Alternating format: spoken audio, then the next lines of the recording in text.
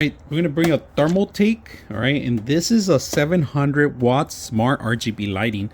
Now there is a power button here and the RGB lighting control. If you don't want RGB lighting, you can always turn it off. Now Thermaltake has been in the business for quite a while, and this one is all tether in, but unfortunately this is not ready for the 12 volt connection. For the 16 pin connection, you're gonna have to modify and get your extenders, right? If you're gonna ever buy, this is a cheap solution that you can always buy, but it's limited. All right, 700 watts, everything that RTX, for example, the 50s, you can do 50s, but the 60 is recommended 600.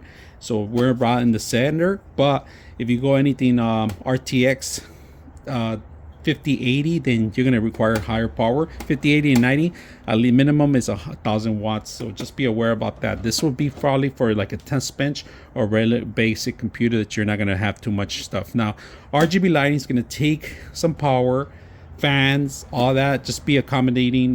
Make sure if you're going to get a video card that you're accommodating the video card along with the motherboard and other accessories too when you get some like this. Do have accessory extra accessive cables. So in fact, the accessive cables that you have, you can always move them anywhere, but we're still going to use this one. This is actually for the PCIe card that we're going to set this up too. So let's go ahead and start finishing up, and then we're going to turn it around now that we set up the actual power for this.